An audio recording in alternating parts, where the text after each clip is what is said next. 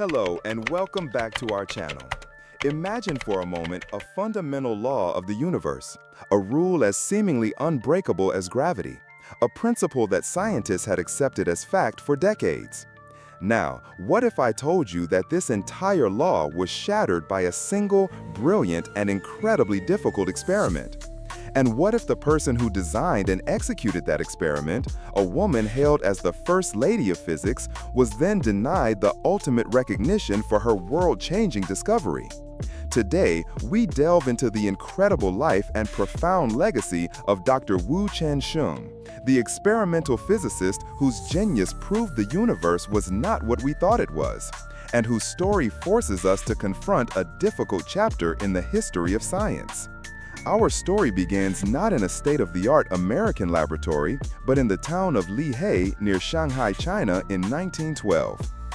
Chien-Shiung was born into a world where a woman's education was far from a given. But her father, Wu Zhongyi, was a progressive thinker who believed passionately in gender equality. He founded a school for girls, the very school his daughter first attended, instilling in her from a young age the radical idea that her mind was limitless. This foundation of support and intellectual encouragement was the launchpad for her entire career. She excelled, devouring books on science and mathematics and eventually graduating at the top of her class from the prestigious National Central University in Nanjing. But for a woman with her ambitions in physics in the 1930s, the opportunities in China were limited. The frontier of physics was in the West. So, in 1936, with the support of her family and a burning desire to push the boundaries of knowledge, she sailed for the United States, enrolling at the University of California, Berkeley. This was the epicenter of nuclear physics at the time. She studied under giants like Ernesto Lawrence, a Nobel laureate and inventor of the cyclotron. It was here that she quickly earned a reputation for her meticulousness, her intellectual rigor, and her unparalleled skill as an experimentalist. Her male colleagues and professors were in awe. The Italian physicist Emilio Segre, another future Nobel laureate, would later say her work was a model of precision and elegance. Her formidable reputation led her to one of the most secret and high-stakes projects in human history, the Manhattan Project. During World War II, she was recruited to Columbia University's Secret Weapons Research Lab.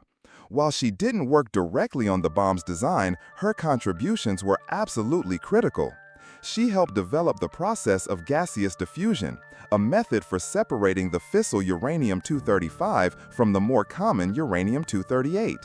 This process was the backbone of the entire uranium enrichment effort, without which the atomic bomb would not have been possible.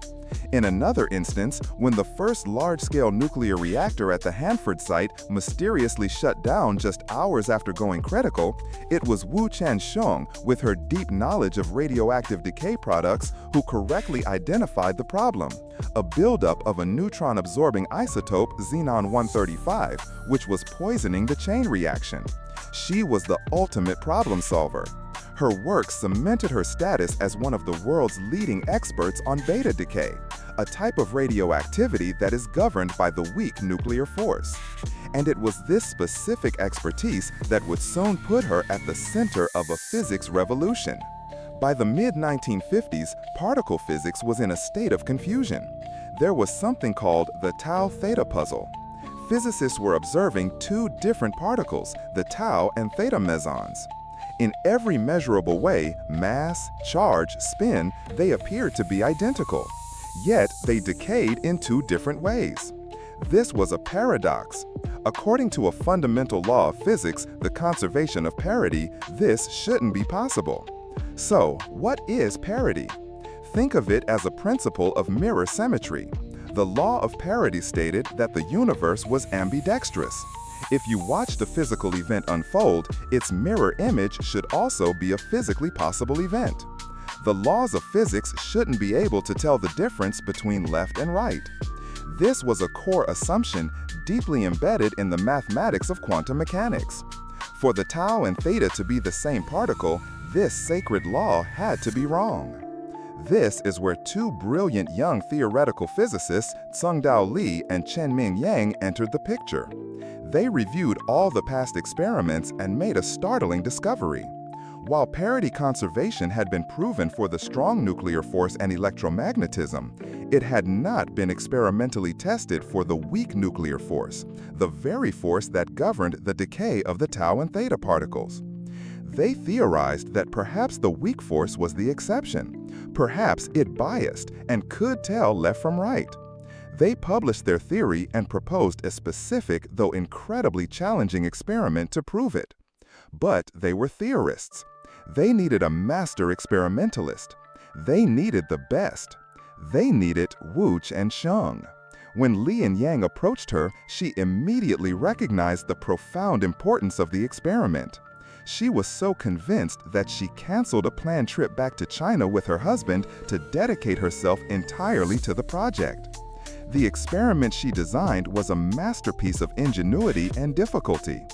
It involved taking a radioactive isotope, cobalt-60, and cooling it to just a fraction of a degree above absolute zero, 0.01 Kelvin. This extreme cold was necessary to stop the random thermal vibrations of the atoms. Then, using a powerful magnetic field, she would align the spin of all the cobalt-60 nuclei so they were all spinning in the same direction, like a vast array of microscopic tops. With the nuclei aligned, she would then observe the beta decay. Specifically, she would measure the direction in which the electrons were emitted as the nuclei decayed. If the law of parity held true, the electrons should be emitted equally in all directions, both parallel and anti-parallel to the direction of the nuclear spin. The universe, being impartial, shouldn't have a preferred direction. Working tirelessly through the Christmas holiday of 1956 with her team at the National Bureau of Standards, Wu ran the experiment. The results were immediate and earth-shattering. The detectors showed a clear, undeniable asymmetry. Far more electrons were being emitted in the direction toward the nuclear spin. The universe was not ambidextrous. The weak force was in fact left-handed. The mirror image was not the same. The sacred law of parity conservation was broken. The news sent shockwaves through the physics community. When the results were first shared, the legendary physicist Wolfgang Pauli, a titan of the field, famously wrote, "This is total nonsense." But when the evidence became undeniable, he conceded, "The experiment is right." Physics was fundamentally and forever changed. In 1957, the Nobel Prize in Physics was awarded for this monumental discovery. It went to Tsung-Dao Lee and Chien-Shiung Yang for their penetrating investigation of the so-called parity laws. But Chien-Shiung, the woman whose experimental genius had turned their theory into proven reality, was not included. Her name was conspicuously absent. The snub was, and remains, one of the most debated omissions in Nobel history. Why was she overlooked? Some argue the Nobel Committee has a long-standing bias towards theorists who conceive ideas over the experimentalists who prove them. Others point to a more uncomfortable truth, the systemic sexism that was rampant in academia and science at the time. Wu herself was deeply hurt by the omission, though she rarely spoke of it publicly. Her husband would later say that while she understood the importance of the theory, she felt her experimental work was the crucial, decisive step. Many of her peers agreed. Her legacy, however, is not defined by this injustice. She continued her trailblazing career, receiving nearly every other major physics award, including the prestigious Wolf Prize. She became an outspoken advocate for women in STEM, using her platform to fight the very biases she had faced. Dr. Chien-Shiung's story is one of triumph and tragedy, of a brilliant mind that reshaped our understanding of reality, and of a system that failed to give her the credit she so clearly deserved. She proved that even the most cherished laws of nature are open to question, and her life proved that genius knows no gender. What do you think about the Nobel Committee's decision?